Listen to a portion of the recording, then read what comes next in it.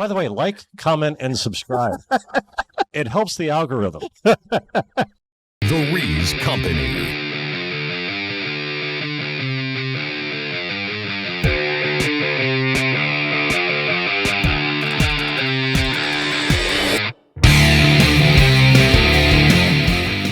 All right, crack open a tepid Genesee and watch the pictures as they travel through your neighbor's Wi-Fi. It's the Rees Company. I'm Steve Rees, the bull of American broadcasting, alongside the great Chris Morganti. How are you, Chris? I'm good, Steve. We have we're doing things a little bit differently here tonight. We have two movies of the week for everyone, and the reason we're doing two is there's a bit of a feud going on in Hollywood right now, and we took one movie from each person involved in this. I mean, feud is maybe a little bit harsh of a word, but for lack of a better term. And how all this came about, Steve, was about a month or two ago. Alyssa Milano was suddenly in the news. And it's because she posted something rather odd on some crowdfunding site. I don't know if it was Kickstarter. I don't know what any of the other ones are, but I believe it was GoFundMe. GoFundMe, that's another one, yeah. So, Jim, if you could bring that up here, and Steve, can you read that? No way. Yeah, neither can I. Okay. So that was bad planning on our part. But I believe it had to do with her son's baseball team. Her son is in Little League, and they wanted to go, I believe it's Cooperstown, and they needed to raise $10,000 for this, presumably for the whole team and not just for her son. Right. But so she put out a request for people to fund this. It was not well received. She's been on television for, almost 2 decades. Almost 2 decades. No, I'd say close to at least 35 years. Well, I don't know that she's been in anything in the last 15 years. Oh, fair enough. I see what you mean. Yeah. Okay. But, of course, we all first heard of her. Jim, if you could go to the next photo there, Who's the Boss? Where, as you said, she was a child. She started as a child actress, and then she went on to do another show called Charmed. All right. So Jim's brought up this picture. That, of course, is Beverly Hills 90210. Right. And so the other person involved in this feud is Shannen Doherty of 90210 fame. So most of us, if you're our age, you've known these people for decades, as you said. Yeah. And Shannon apparently, she took the same attitude that I took, which is, it's ridiculous for you to be asking for money to send your kid. Your kid plays Little League. Let him play in the parks that are in his town. You know, if you want to send him far away on a trip, that's great if you have the money. But you shouldn't be panhandling for these things. That's my opinion on it. Steve, I don't know how you feel. Oh, you're looking for an opinion? Yes. Oh, well, see, my understanding of it, the way she explained it was that, yes, she can afford it, but it's not just for her son, it's for the entire team. And why should she be obligated to pay for the entire team to go? Then why should she be obligated to be the one that asks, though? It feels weird. I wouldn't have a problem giving it to her poor neighbor as much as I would have giving it to someone who's made millions of dollars on television. And I would also assume that the people on her son's team, these kids, their parents, are on the same economic level. Otherwise, they wouldn't live in the same community. You would presume. Yeah.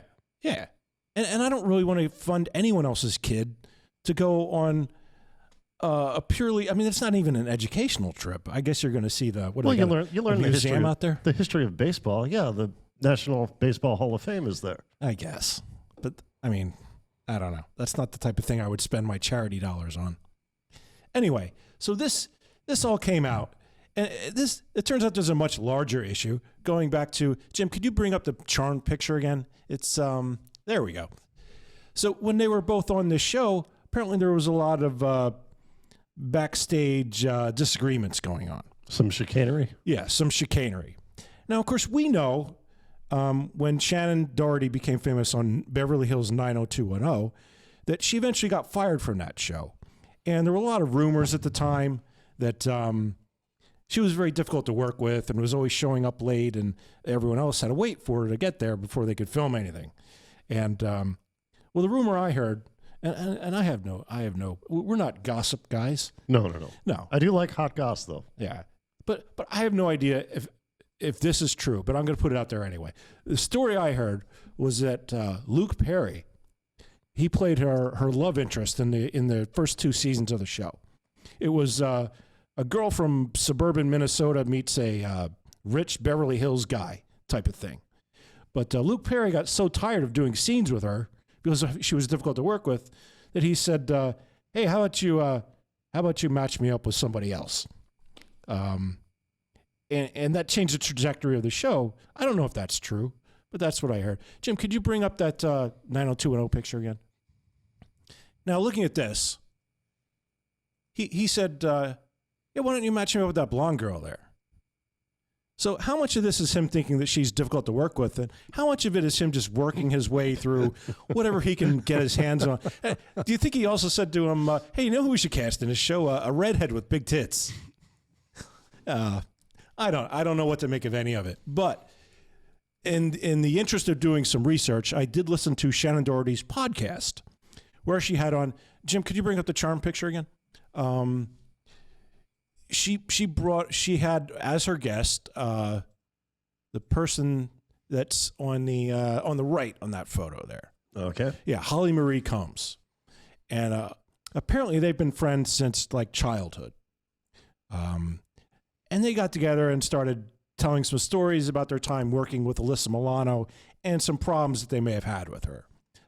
So let's take a listen to, this is a bit of a long clip, but let's take a listen to. But I can tell you that during the meeting where I said, this is not the show I signed on to do, I hear that you're looking for other people and it's not about the list of names. It's about, this was not a show that I wanted to do without Shannen. She didn't want to do it without me. Therefore, I don't want to do it without her. And that should be fairly clear. And he had tears in his eyes already because he could see I was getting upset, as you can hear me getting upset. And I said, why would you hire her again, just to fire her? And he said, we didn't mean to. And he said, but we've been backed into this corner.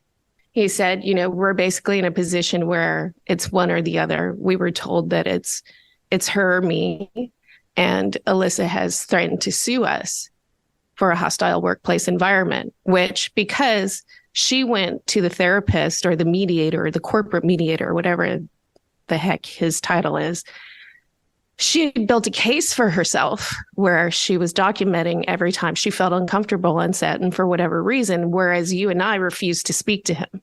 So that's where the deck was stacked. And what's funny is that by today's standard, it wouldn't even qualify because there were no on-set, brawls. There was no even like harsh words exchanged. It was all behind the scenes. It was all in the trailer. It was nothing that anybody or any of our guest stars ever noticed or noted. And, there's not a director that would not work with you again. There's not any one of our crew members that did not have a great time working with you. So by today's standards, it wouldn't fly. Right. And I don't think being late as a teenager on a set called 90210 would fly for being fired either. Like, it just doesn't make any sense anymore. There are people that actually behave badly and get away with it. And there are men that, abuse people, throw things, screaming fits, and get away with it. Like, I don't think people understand that never happened here. Is that the end of it? Sounds like it, yeah. What are your thoughts on that, Steve? Well, I agree with it. Now, the person who did most of the talking was Holly Marie, no? Yes. So she's basically vouching for Shannen and saying that things were not as ugly as were depicted by certain people when they went into HR meetings or meetings with the show therapist. Do I have that right? In the print articles I saw about this, he was described as a mediator. Okay. Which I think she did say mediator there, so I think that was more in line with what the role was. I don't know. Fair enough. So in Holly's telling, it sounds as though Shannen was pretty mild-mannered, and this might have been sort of a stitch-up, a sabotage campaign on Alyssa Milano's part to oust her from the program. Interesting. Holly floats a theory pretty much in line with yours. Let's listen to the second clip, which is shorter. And I should say I haven't listened to this. I should have, but I have not. Let's hear this. And the whole, pay discrepancy, even though it was so incredibly minor, not even worth a conversation really. But once that all came out and her and I had the conversation and my attorneys went to Spelling and said, this is not okay. You can't be doing, side deals with someone. It was me that told you that there was another deal. So why wasn't I fired? Right. Yeah. And I think, previously, you had discussed with them that the tension was getting high and that you didn't want a replay of what had happened before. So you were preemptively trying to work it out. And I also wonder in the back of their minds if they didn't choose you because they knew they had done it before and 90210 went on. I almost wonder if they were okay with the publicity, if they were okay with, we've done this before, it worked out fine, we can do it again. I think that's a valid point. So there you go. Seems like it came down to money and who it was easiest to fire. I don't know. Right. And can I say this for in Shannen's defense yet again? It's an Aaron Spelling production charge, correct? Yeah. So why, if she was so difficult, why were they so willing to work with her again? I thought of that too, and then I realized that he's the executive producer. He's not on set, like, ever. No, he's not dealing with her malarkey. He doesn't have to deal with any of this. So all he sees is dollar signs. Right. But yeah, I mean, it's on the one hand, Holly is her friend, so you can see how she would defend her, or even how at the time she would have taken sides in a three-way thing. On the other hand, after we see this crowdfunding thing, it paints Alyssa Milano in an unfavorable light, and it makes you kind of look at everything a little bit differently. I will say this has inspired me to keep a record of every time I feel I've faced a hostile work environment here in our studio.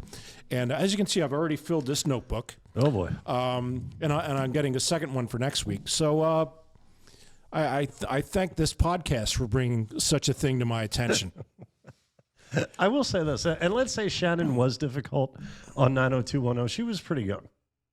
Yeah. They said a teenager showing up late. Well, she played a teenager. I think she was probably in her early 20s. Okay. Yeah. Well, I don't know about that because I believe she was 20 years old when she made this movie. I could be wrong. Oh. That we're going to watch later. Okay. Could be wrong. That's an issue I've faced, unfortunately, where I know there are times, hopefully not these days, but there were times in the past where I've come off as difficult. Yeah. And I know you were joking, but Was I? And possibly labeled. She was 19. All right. Write and that down. possibly labeled as such. But one thing I made a point to do, if you're a decent person, you say, well, I don't want this kind of unpleasantness from anyone. I don't want to make people uncomfortable or have any sort of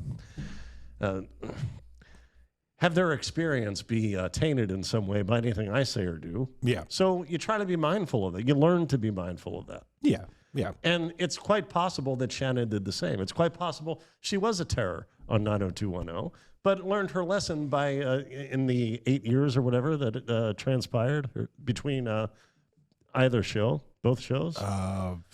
4 years, actually. 94 to 98. 4 years. Yeah. All right. Well, there you go. So that's always possible too.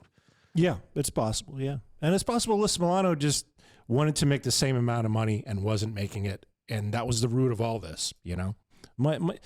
You boil it down, money is behind almost all of these things, so it wouldn't surprise me. But we have a movie from each of these young, well, not young anymore, but... Right, at the time. Yeah. At the time they made these films, young ladies, we have a movie from each of them to present. Oh, so let's go to our movie of the week of the week.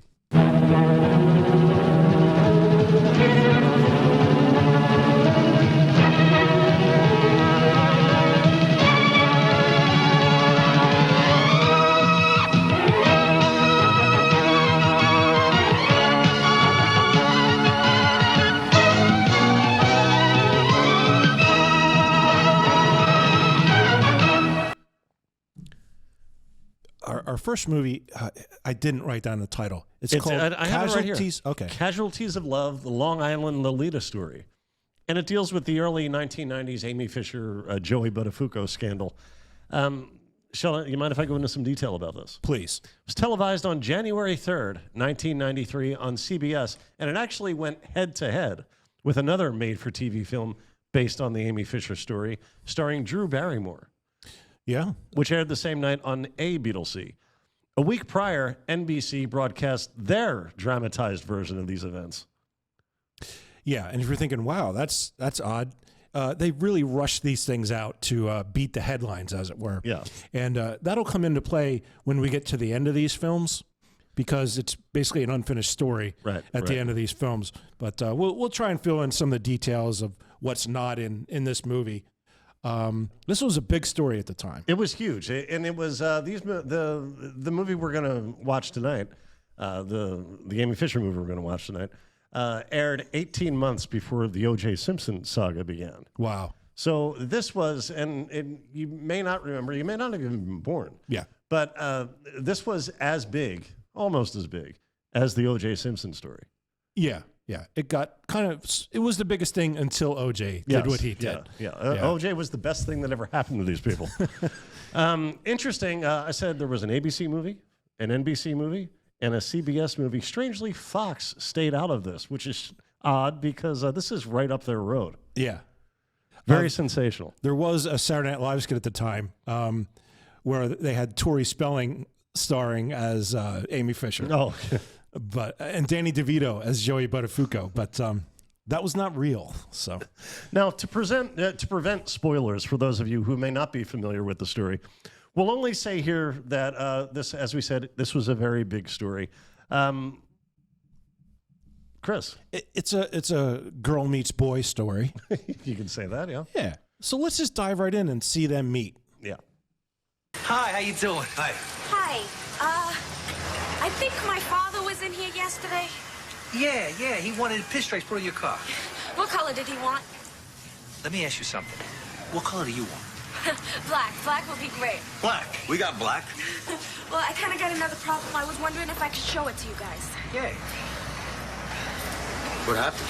Well, I was backing out of my garage and I kind of like crashed against the side of it, but I can't tell my father what really happened because like I just got my learner's permit and my mother might make him take the car away. See, she didn't want him to give me one right away. A car right now. So you see, he's gonna come in here to drop off the car to you guys to put the pinstripes on. And well, I gotta tell him tonight what happened, but I know when you guys look at damaged cars, you could tell what really happened. Okay, so what do you want to tell him? I'm gonna tell him I was having dinner with my boyfriend at the Lighthouse Diner in Montauk, and when we came out, someone had kicked the mirror off. So will you guys go along with that? And when she walked out of the diner, she found out that some idiot had kicked her mirror in. It wasn't her fault, but she feels terrible. Oh, I almost forgot. I want you to stencil her name on the sides. Okay. Amy. That's spelled A-I-M-E-E. 2 E's. Yeah. But I want that to be a big surprise. I don't want her to know I'm doing that. My lips are sealed, Mr. Fisher. Here comes my little princess now. Just make the car perfect. Polish it up real shiny. See, my daughter, she ran away, and she was gone for almost 2 weeks. We didn't know where she was, and now she's back. I want everything to be perfect. You got it. Amy, this is Joey. Joey's going to take care of you. Hi, it's nice to meet you, Joey. So that was a Real long play. clip, Steve, but it gives you a pretty good.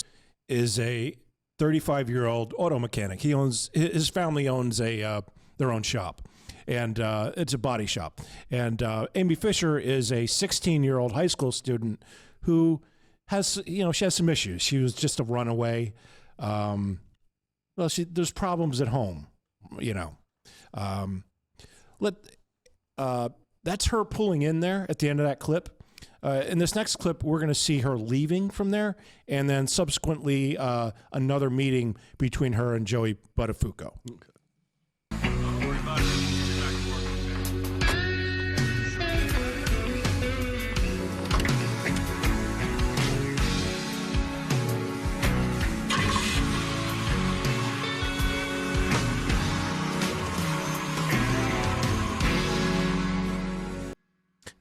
Jim, can you pause it? Would that be in any way meaningful if it weren't for that guitar? You think the guitar sets the scene? I think if the mood? you take the soundtrack out of that, was that anything at all? No. Yeah. All right.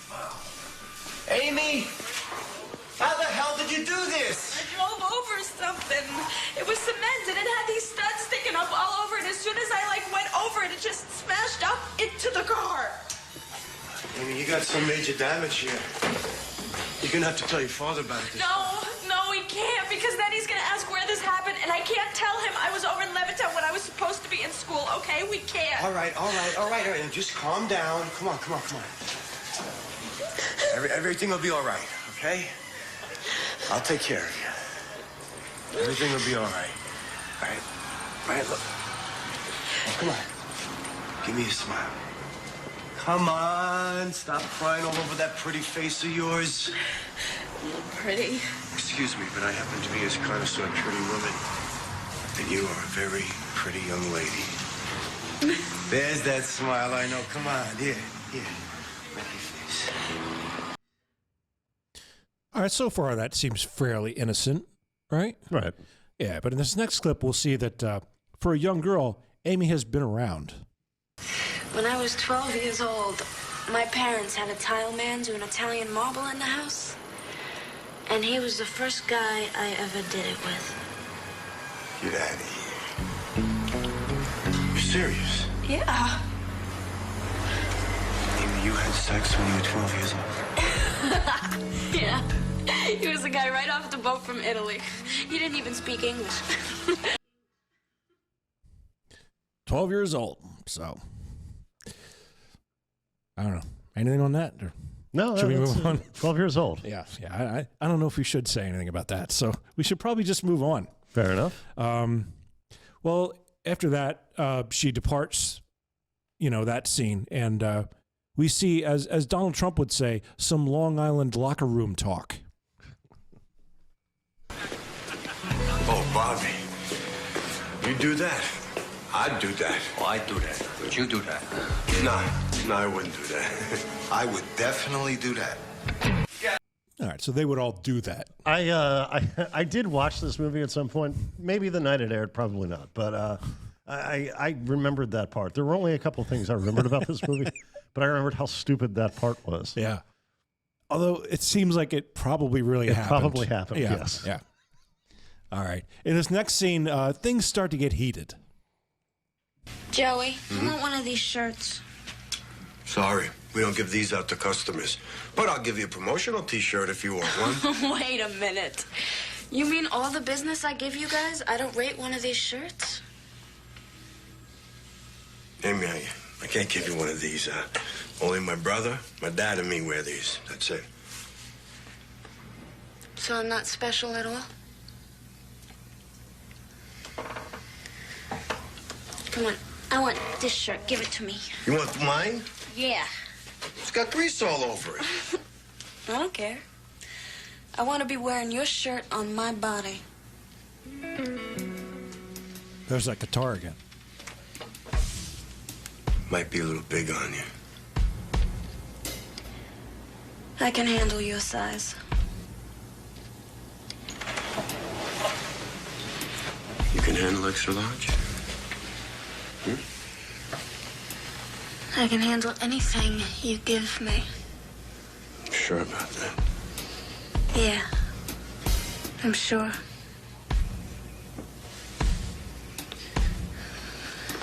If I leave my car here, will you take me home? Sure. So he does drive her home, and I would say, in the interest of not getting sued, the people who made this movie left it very open-ended as to what may or may not have happened. Well, this was very much told from the perspective of Joey Buttafuoco, like the story he might want out there. Yeah. It did make me wonder if maybe there was some cooperation by him and his wife with, did we say that he's married and has a family? Well, we're going to see things that not only indicate that, but spell that out, I'm sure. Yeah. No? But it made me wonder if he and his wife didn't cooperate with this production of this film. But then, he drives her home. We don't know what happened after that. In this next scene, Steve, you know when you were in high school and you're talking to your friends and you inadvertently suggest murder? Let's take a look. Hey, Amy. Yeah, what's the matter? Nothing. Whoa, what is the matter? Wait, what's wrong? Nothing. I just got into a fight with my boyfriend, that's all. Who? Paul, the guy from the gym? No, not Paul, Joey. You were still dating that married guy from the summer? I'm in love with him. Oh, what? You think he's gonna, like, leave his wife? Is that what you think? Look, you don't know him, okay? He's a good person, and he loves me. Oh, well, if he loves you, like, why hasn't he left his wife?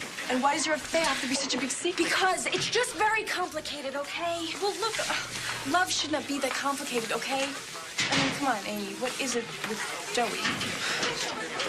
Well, he'd be perfect if he didn't have a wife. I mean, I want a husband who knows about what family is, a real family, not like mine. And I want to be a married mother. I guess I just can't deal with this anymore. Amy, come on, you're 17. Like, what can't you deal with anymore? I want to be grown up, and I want to have a family, and Joey would be the perfect husband. Well, yeah, but there's only one small problem. He's already got a wife. Yeah. Well, every problem can be fixed. Indeed. Now, Steve, the next scene is going to be what we've been waiting for. I don't think there was a need to do too much setup on this. So you know what's going to happen in this next scene. Is there anything you want to say in a way of setting that up, or should we go right to it? Let's go right to it. All right. Let's dive right into this. Hi, can you come outside for a minute? Are you Mrs. Joseph Buttafuoco? Yes. Well, it's not every day I confront a wife, but I'm here to tell you that your husband, Joey, is having an affair with my little sister. Really? I think the idea of a 40-year-old man sleeping with a 16-year-old girl is absolutely disgusting. I mean, you look kind of familiar. Do I know you? No, you don't. What is your name, sweetheart? Anne-Marie.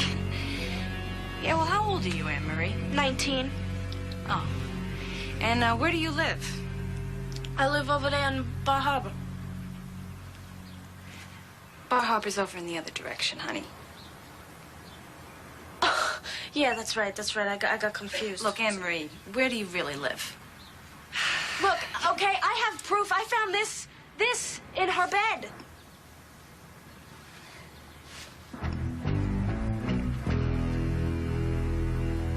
Well, you know, this thing doesn't prove anything.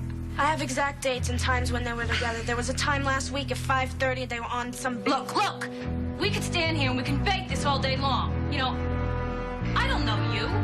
You've come to me with this, and I don't know. What do you expect me to do? Do you expect me to stand here and listen to you all day long? I don't think so.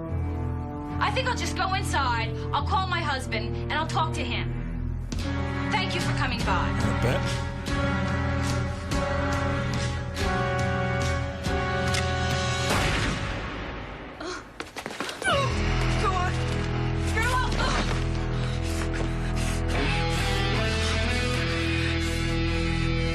There's a guitar, so we know that was bad.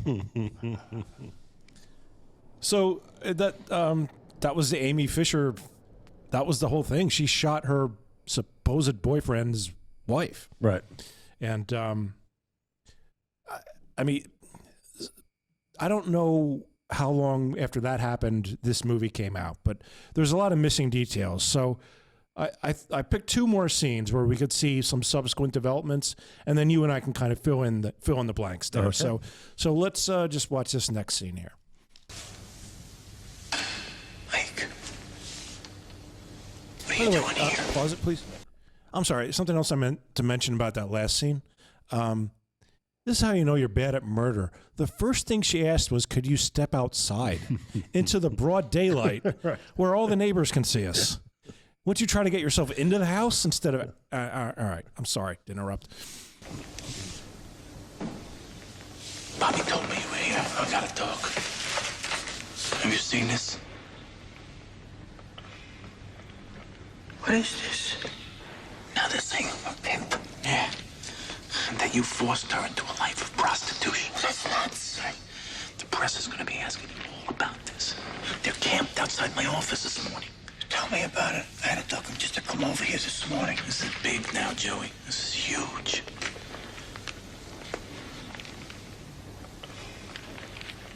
How did this ever happen to us? Hey. How was she?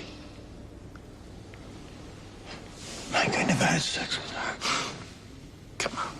It's so full of crap. I'll look you straight in the eye and tell you I never had sex with Joey. I don't care. I know you had an affair with her. I mean, no, I don't know it for a fact, but I know you did. I didn't. I never did. You didn't do her even once. Not once. Nobody believes Joey Buttafuoco when he says he didn't have sex with Amy Fisher. And Amy herself was claiming to be a prostitute who was being pimped out by Joey. I believe that they eventually determined the former was true, but not the latter. So that she was prostituting herself, but apparently didn't need anyone's help to do it. So this goes to trial.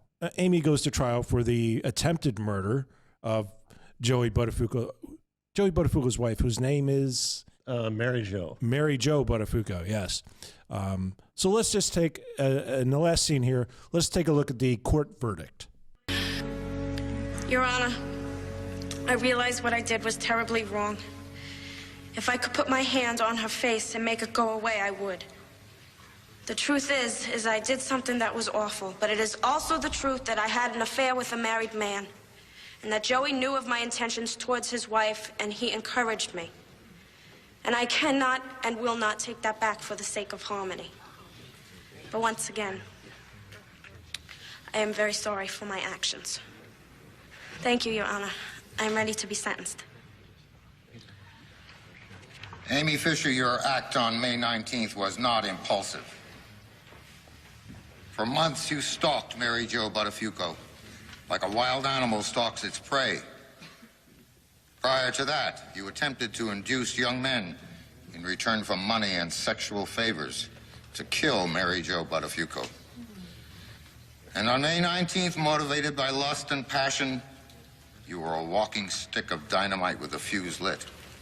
And with the passage of time, you may be able to put the events of that day behind you, but for Mary Jo Buttafuoco, you have created a lifetime of unrelenting mental and physical agony. For some people, you have become a media celebrity. But to this court, you are a disgrace to yourself, your family, and to society. And you deserve no less than the maximum sentence that I can impose by law. Amy Fisher, you are hereby sentenced to a maximum term of 15 years and a minimum term of 5 years. Yeah. Those were the judge's actual words that they took from the trial transcript there. So, Steve, what else do we say about this? She went to jail for a few years. Yeah, and I believe for aggravated assault, not attempted murder. Am I wrong? Correct, yeah. Because what she said is, I started hitting her with the gun, and it accidentally went off. Who knows, But subsequently, they found some evidence that Joey Buttafuoco had, in fact, been sleeping with Amy Fisher before she turned 17, which was the age of consent in New York. So I think it was 6 weeks. So if he just waited 6 weeks, he would have skated all this. But and as a result, he did 3 months in prison. Yeah, and in fact, that scene we saw where she asked him for a ride home after the shirt conversation. I call that a shirt-versation. There you go. That was apparently the first time that they had sex, and but then they found motel receipts that he had signed. So they determined that on all these occasions he was getting a hotel room with her, and yeah. So that's the gist of all that. Except let's fill in a couple other blanks. I know you're thinking, okay, Alyssa Milano, she's very attractive, but normally the person who plays you in a movie is going to be better looking. So let's take a look at the real Amy Fisher as she appeared as a 17-year-old at the time. Not bad, Steve. Yeah. Not bad at all. Yeah, all right, I guess. Yeah. Well, let's take a look at her in 2010. Not bad either. Well, she's doing all right, taking care of herself, I guess you would say. Yeah. Well, she went on to do, I guess now you'll call it OnlyFans, but I don't know what it was at the time, or if she's still doing that. I don't know. But she made some. She took to adult entertainment. So she has a bit of a following, and she's able to cash in on her celebrity and her appeal. Sure, why not? Yeah. And Mary Jo and Joey, she stuck by him for like 10 years after all this happened. And then they finally got divorced. I didn't know that. I didn't know what their relationship was in present day. So that's really all we have on that movie. And what we're going to do, I don't know if we made this clear. We're going to these Alyssa Milano and Shannen Doherty are going to go head to head. Yeah. And we're going to determine which one had the superior performance. Yeah, because this next movie is very much inspired by what we just saw, the true story that we just saw. Yeah. And it's called Obsessed. And it aired on ABC on September 27th, 1992, just 4 months prior to the debut of the Long Island Lolita story. As we said, it stars Shannen Doherty and also William Devane from Knots Landing, I guess. Oh, okay. Also a guy whose name I'm surprised we haven't spoken yet because he's in a ton of these. Herb Manganus? No. William Devane. Okay. Yeah, he's in many made-for-TV movies. And yet he's never come up on the show before. Yeah. Which surprises me. Yeah. He's in this. He's middle-aged, twice divorced, and a boat owner. Yeah. And he has to get that boat reappraised for insurance purposes. So the agency sends over a marine surveyor, and she's played by Shannen Doherty. And then we see what I believe is a television first. Really? Yes. We see a montage depicting boat assessment. Nice. But we're going to jump in right after that as William and Shannen have this exchange. Wait, before we do that. Yep. The boat assessment, was there like an electric guitar in the background? That would have helped. No, but of course there was music because you need music. Sure. All right, let's see this. Like, I'll copy your insurance agent direct. That way it'll save you the postage. And I'll be very generous in my appraisal. Thanks, I'd appreciate that. You're a very lucky man. I'd give anything to own a boat like this. Well, you have to give just about everything. But as long as I'm captain of the Tranquility, there's a crew jersey with your name on it aboard. Is it my imagination, or have you been flirting with me all afternoon? I hope I haven't offended you. I just wanted to make sure. Thanks, Ed. I had fun. Did I give you my card? Yeah, I think so. Call me. I'll crew for you anytime. Yeah. Now, something I've learned so far is apparently giving away shirts is very important to picking up young girls. Jim, where are we at with those Reese Company T-shirts?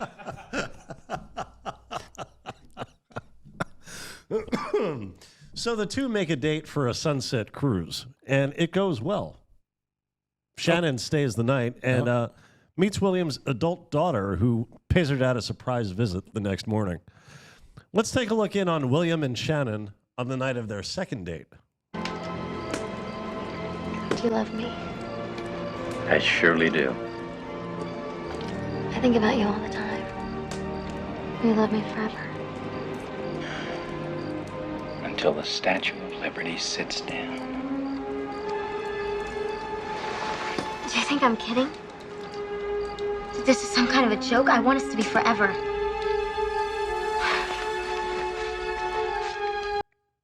Yeah. This seems like a clear conflict of interest for the boat insurance company. Yes. I'd be quite concerned if I was. Yeah. His boat's now worth $500 million. So William somehow apologizes to Shannen for his insensitive comments regarding the Statue of Liberty. I guess she's very patriotic. Yeah, I didn't get what the insult was there. Well, it's not a joke to her because he says, until the Statue of Liberty sits down. And that's not a romantic response to It's not will you very love romantic. me forever. No, you're kind of distancing yourself emotionally. Yeah. If you say something like that. You're making a joke, sort of. Yeah. And, it's not emotionally sincere. Well, he ends up apologizing, and he goes on a short business trip to Phoenix, and he returns home to a surprise. There's going to be a lot of surprises for William. This is the first. Hi, honey. How was Phoenix? It was fine. What are all these clothes doing in here? All these shoes. Oh, Tina's boyfriend's in town from San Francisco. I thought that I would give them a couple of days' privacy. I didn't think you'd mind if I stayed here. All these clothes for a couple of days? Well, it's kind of silly me running back and forth between my place and yours when I'm here most of the time, don't you think? Besides, it'll give us a lot more time together. Yeah. Now, are we on regular speed as far as playback? Okay. So William's daughter works at a cafe, and Shannen is meeting William there and arrives ahead of him. So she and Andy, that's William's daughter, her name's Andy. Okay. They have a chat. Now, is the Something while character you're name waiting? William? One of those would be great. No. I'm calling him that because you're... Yes, I appreciate that. You have Thank difficulty. Thank you. Been shopping? Yeah, I got a nice suit. My dad's in town next week. We're going to St. Pierre's for dinner. Ooh. I think he's going to like Ad. I mean, they're so much alike. Of course, it may come as a shock to Daddy that I'm living with a man much closer to his age than mine. You're living together? He didn't tell you? It's been a couple of weeks now. No, I didn't know things were so serious. We've made a commitment to each other, Andy. I thought you understood that. Oh, yeah, well, I knew you'd been seeing a lot of each other. I just didn't realize. Well, I hope I haven't upset you. No, not at all. It's just, it's been a long time since my dad has had any kind of relationship, and, Oh, come on. He's so attractive, he must have had lots of girlfriends. Yeah, Shannen, you'd actually be surprised how many women just can't get past his striking resemblance to Howard the Duck. Can we see a photo of Howard the Duck? Give the folks an idea. You've seen William Devane several times now, a few times, a couple of times. Now let's take a look at Howard the Duck, and you be the judge. Keep this image in your head. Next time William Devane pops up on the screen, and just picture this guy in his stead. That's quite a resemblance. Quite a similarity. Even the attire is similar. Yeah. So you heard Shannen mention... Now Steve, before we go on, to tie this back to what we discussed at the top of the show about Shannen Doherty being difficult, do you think roles like this may have also played a role in that? Because she comes across as very unlikable in this. Right. Well, that's the role. Yeah. That may have led to her receiving these roles, people thinking maybe she was... maybe she was typecast as people thought she could best play, as it was most natural to her. But that could just be, her reputation, not her natural personality. Yeah, I believe, as you say, she may have been typecast, because thinking back to the Brenda character in 90210, it's very similar to this character, or at least the way she plays it is very similar. And I remember from listening to that podcast that we played also at the top of the show, that she said she took that role because it would be a departure from what she had done before. So, well, anyway, I just thought that was interesting. Okay, well, Shannen's dad's in town. Oh, really? Yeah. Okay. And he makes dinner plans, or Shannen makes dinner plans for herself, her dad, and also William. I did not realize this was her father. I thought they were Howard the Duck's friends. Oh, no. Oh, okay. But let's see what happens when these three get together. Hi, Daddy. Ah, you look sensational. Thanks. I want to introduce you to Ed. If you're older than I am, you're too old for her. I'm 58. Well, I think I just come in under the wire. I'm Ed Bledsoe. Check Brundle, Ed. What do you drink? White wine for you. You're expedite. Scotch rocks. You're teaching her some very bad habits, Ed. Scotch rocks. Yeah, well, I did open her up to the world of Scotch, but I never told her to smoke all of those cigars dipped in uranium. Oh, man. We didn't cover that on the show, and I think it's best if we don't. Okay. Yeah. Well, so these two are dinner having fools. The next night, it seems, William and Shannen are at a restaurant with William's friends and their wives. And Shannen does what these crazy, jealous broads always do. She acts miserable in their company and refuses to make herself a part of things, in turn making William miserable, all so she can distance him from his friends. Oh, this is what I was thinking of. Yeah. So William asks her to move out. Shannen asks if this is because he wants to see other people. Now, this movie has it right that she wouldn't blame herself for him wanting her out. Mm-hmm. But a real woman like this would insist that he wants her to move out because he's already seeing other people.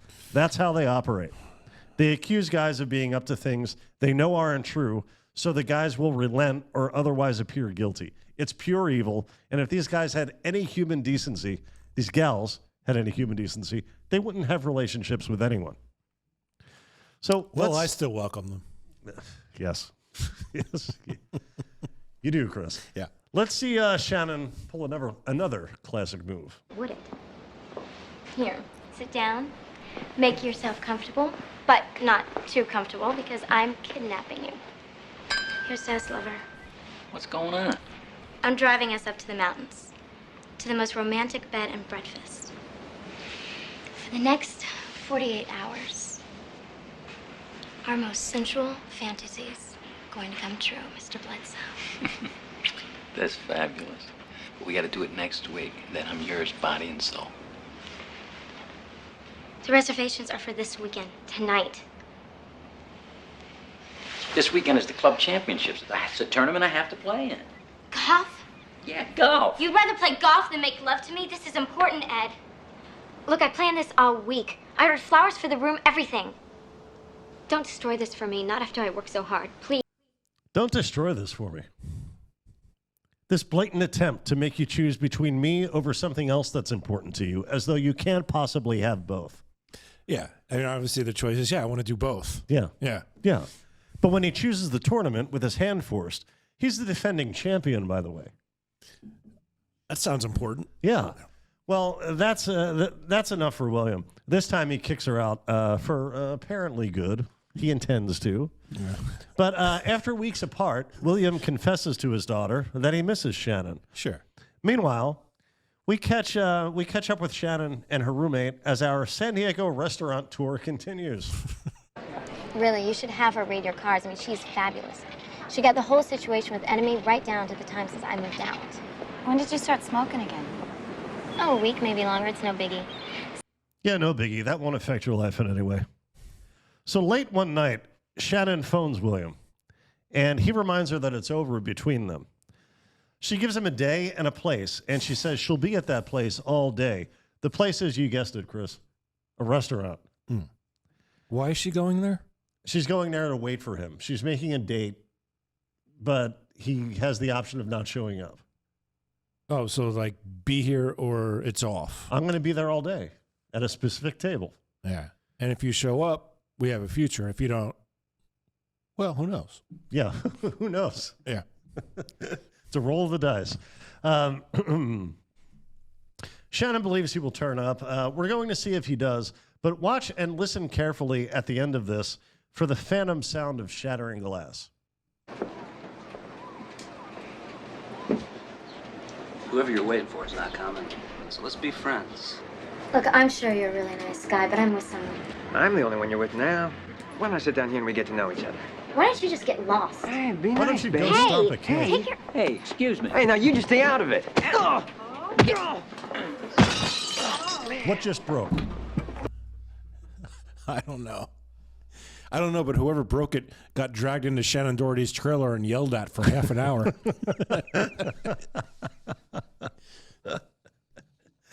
So the pair, they reunite briefly until Shannen starts pulling her old stunts, calling not only William, but his family and his friends repeatedly and well into the night. He tells her that's it. It's over. And when Shannen turns up at the country club to That's like stalk the third him, time you've said that he said this. That's it. It's over. Right? Yeah. Okay. All right. Probably the second, but yeah. Okay. Yeah. He's done. He's Yeah. done with this malarkey. And she turns up at the country club, Shannen does, to stalk him. So he lays out his feelings in no uncertain terms. Why are we hurting each other like this? We love each other. We do not love each other. I do not love you. This is not love. This is insane. This is ugly and sick. Please don't say that. Save the tears. It's not going to work. I want you out of my life. But I love you. I do not love you. You understand that? I do not love you. Yeah. So Shannen says, point taken, and leaves William alone to live his life as he chooses. No, of course not. These loons can't be reasoned with. Instead, she blows up his beloved yacht, which he doesn't know, but is now officially worth 4 cents.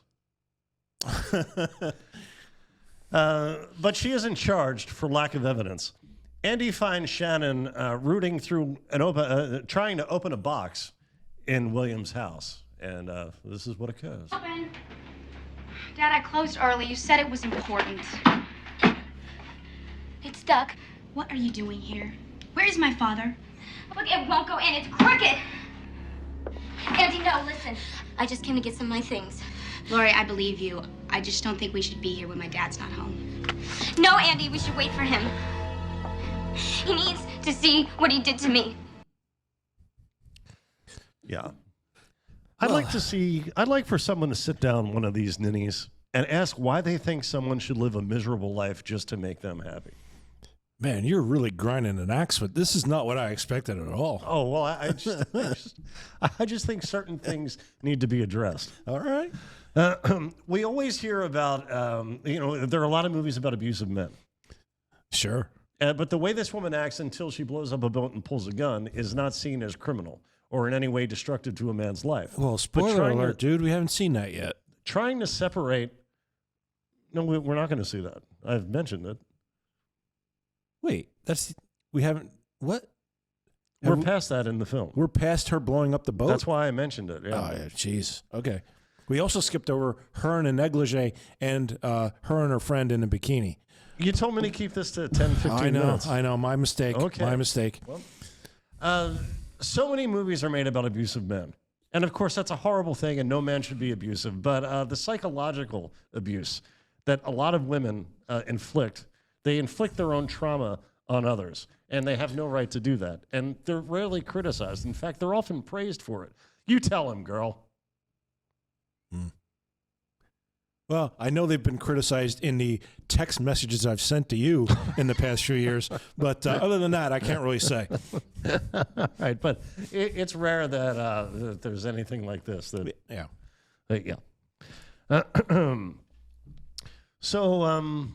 Yeah, Shannen. Oh no, we do have another. We do have one more scene. So what Shannen's plan is to kill Andy in front of her father.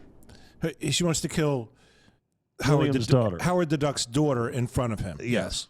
Okay. Let her go. No, Ed. You have to lose. I mean, you can get a new boat. You can get a new car. You can even get a new girlfriend. Not so easy to get a new daughter, is it?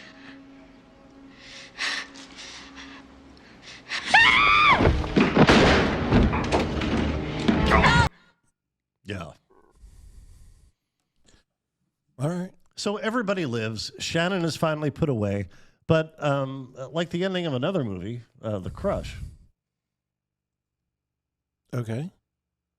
Was that one of our movies of the week, or is that? No, but that movie. Yeah, yes. you pulled a photograph for us to look at. I pulled that up. Now that is Drew Barrymore. That is Alicia Silverstone. Alicia Silverstone. This is the one I saw in the theater. Oh, okay. I assume that all these movies come around.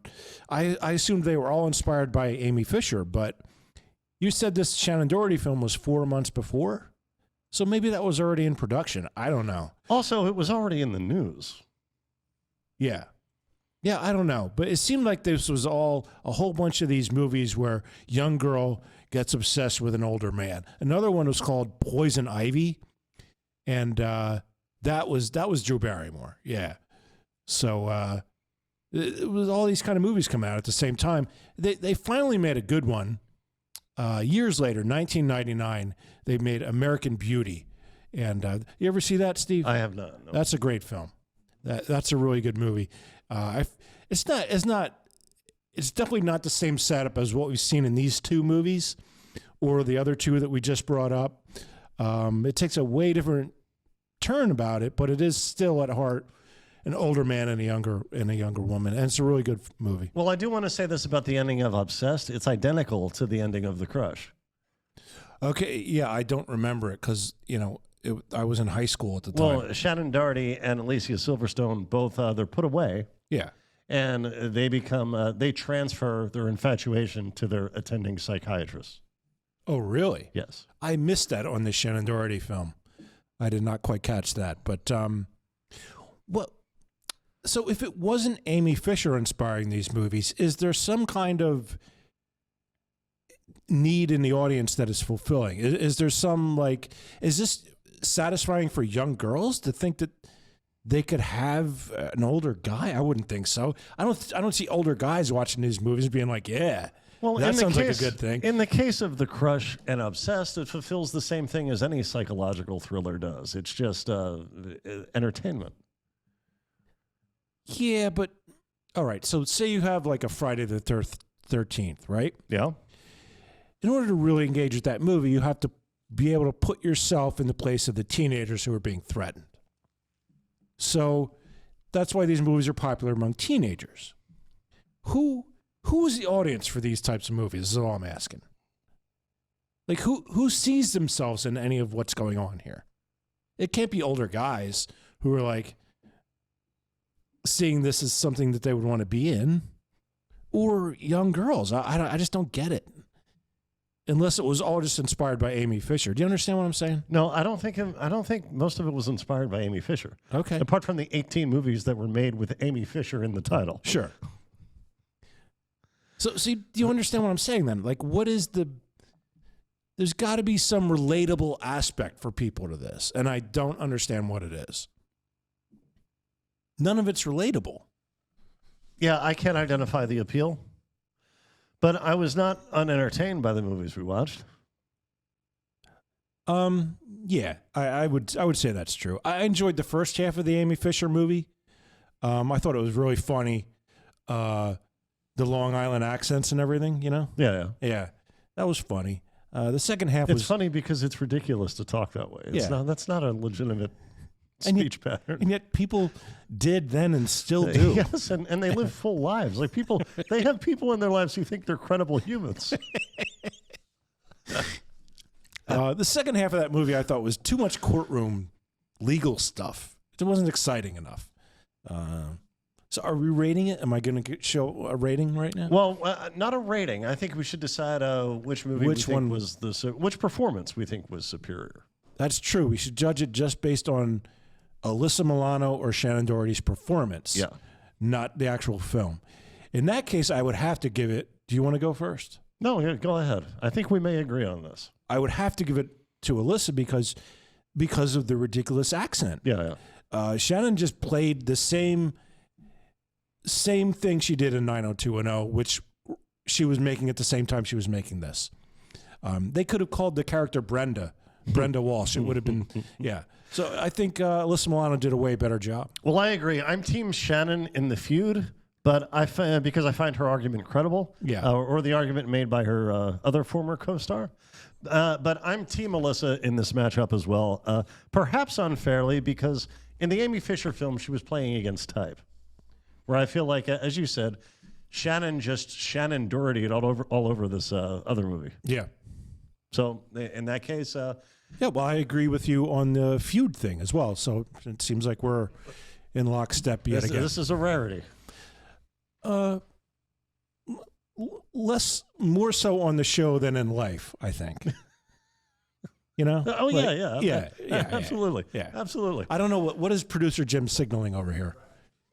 Okay, we're almost out of tape, I guess. I don't know what's going on. Okay, in that case, I think we somebody's got to rewind the VCR. Steve Reeves, ask me. Holy Magano. We did it.